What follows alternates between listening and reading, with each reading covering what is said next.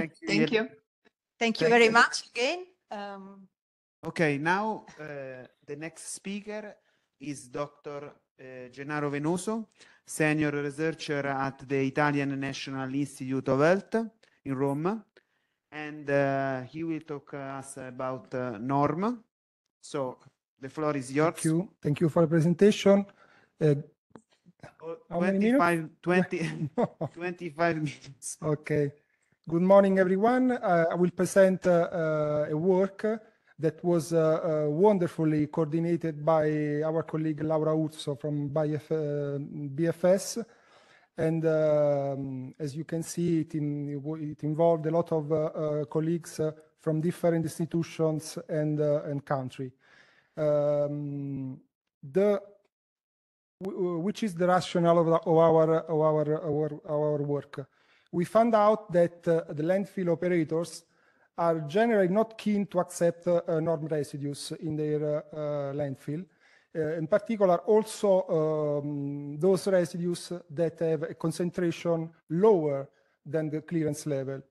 And this is especially true also for the material that it is transported in the landfill with a Class 7 classification according to the transport regulation. So, having taken this aspect in mind, we, in order to support stakeholders in the practical implementation of the regulation, it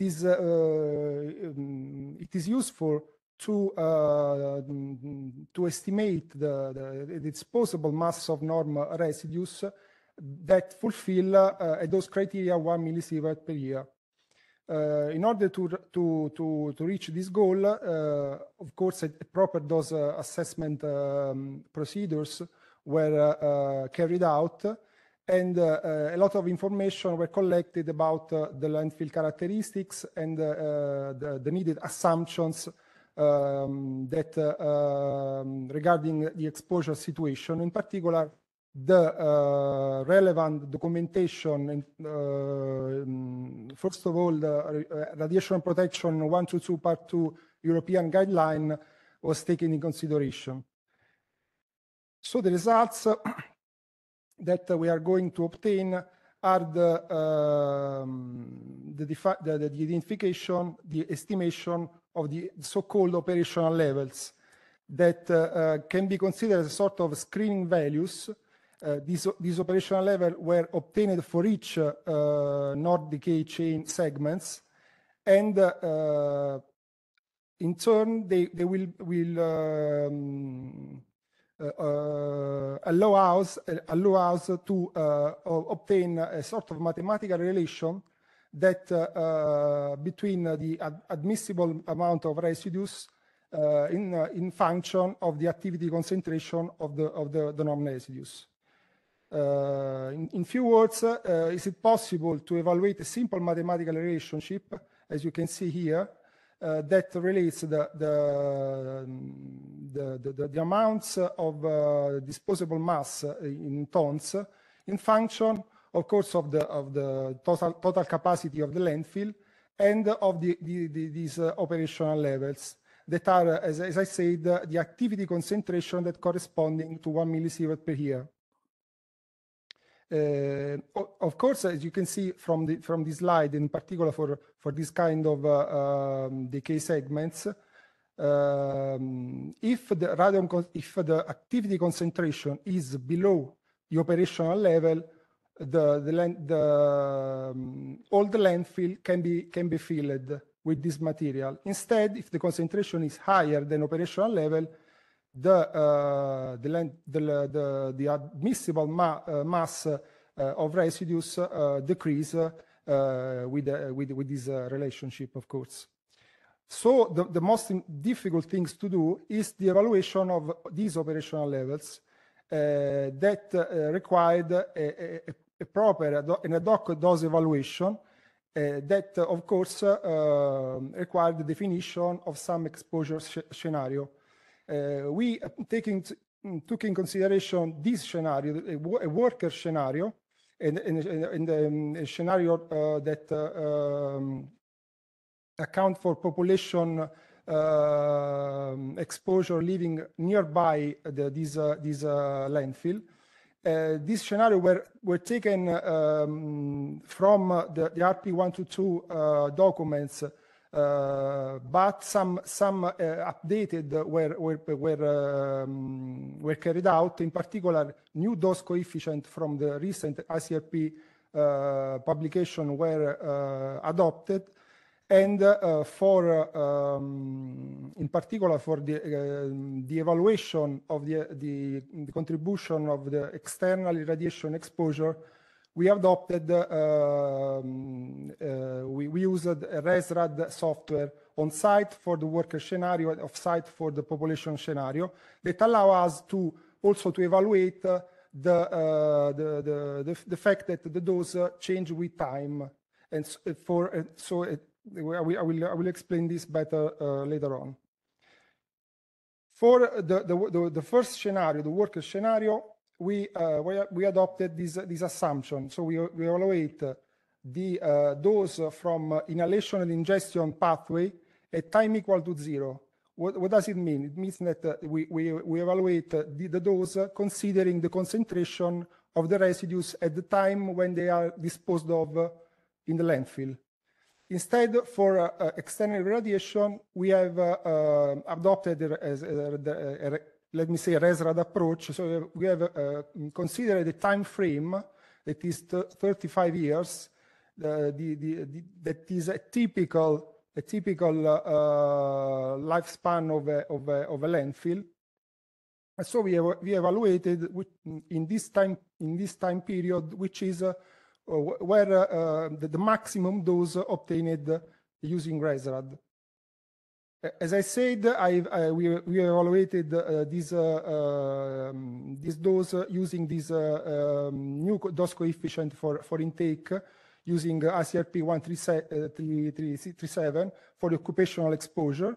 And for external radiation, we took into account the ICRP 144 that for the first time give us the dose coefficient considering a geometry of soil contaminated, that is the proper geometry that can be used to model a landfill. These are the results in terms of annual effective dose per unit activity concentration. You can say, that the maximum annual effective dose occurred for the thorium-232 in circular equilibrium with its daughters. And in general, the annual effective dose are lower than 1 becquerel per gram. The maximum is about 0.5 millisievert per becquerel per gram. And the most important pathway is the external irradiation, while the inhalation of dust and the soil ingestion play generally a minor role, in particular the last pathway. Regarding the scenario 2, we adopted a similar approach for scenario 1. In this scenario, account for the population living nearby the landfill. We consider a time frame of 150 years, that is taking consideration not only the active period of the landfill, but also a post-closure phase of the landfill. But in this case, in this phase, there is not loss of control by the authority of the radiological safety of the landfill. So we adopted the similar approach used by RP122 that consider also this time frame, about 150 years, to perform a dose evaluation for this kind of scenario. Since this scenario related to population, we have used a dose coefficient for external irradiation, as I said before, for ICRP 144. Instead, for intake, we used, since the newest publication was not of ICRP regarding the new coefficient for member of the public was not published at the time of this study, we used the previous coefficient. In any case, these are the similar results in terms of annual effective dose. You can say that for this scenario, generally the doses are lower for each decay segments, lower than for the previous scenario. And also in this case, the external exposure pathway is the prevalent pathway, and the ingestion crops contaminated with dust from the landfill not have an important role for this dose assessment. So considering these results, we can say that the dominant scenario, the scenario that gave the maximum dose, is the worker scenario. And so from this table, is it possible to have a sort of summary of our works? Because for each decay segment that are the same reported by RP122 Part 2 documents, we estimate the maximum dose, so in millisievert per year per becquerel per gram for each of the decay segment. And in this column, using this value and those criteria, 1 millisievert per year, we simply calculate the operational level in terms of becquerel per gram. In the last column, it is indicated the percentage of the landfill that can be filled with residues having this activity concentration.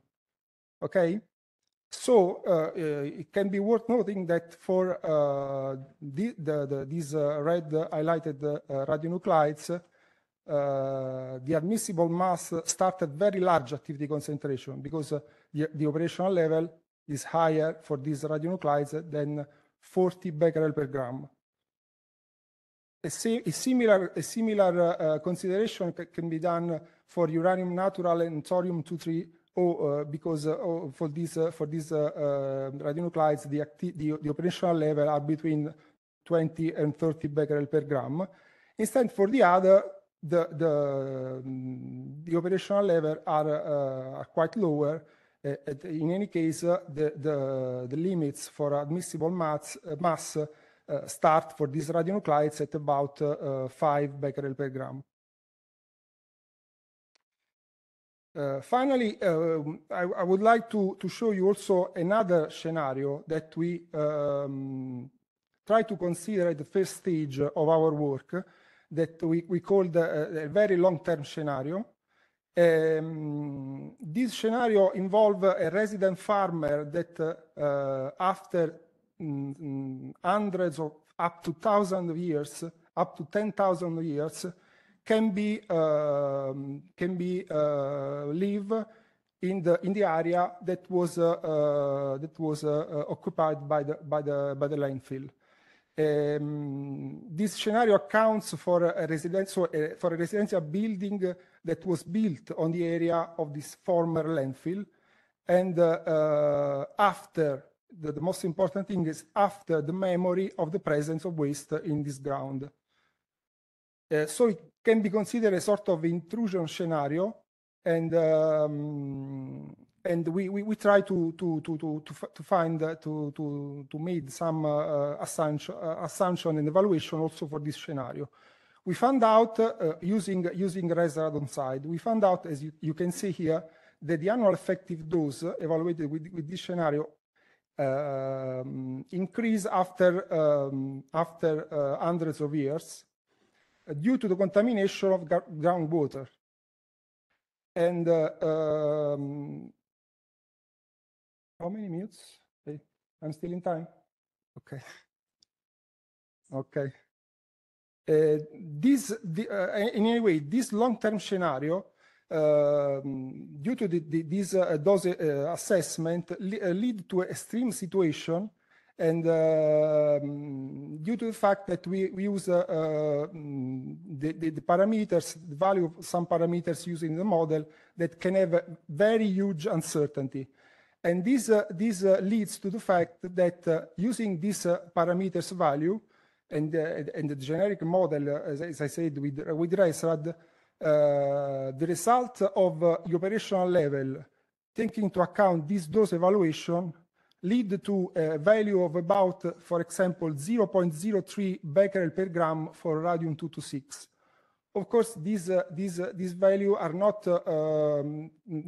cannot be considered conservative. They are unrealistic value. It has to be considered that in this very long period, also hydrogeological changes can occur and have an impact on this evaluation.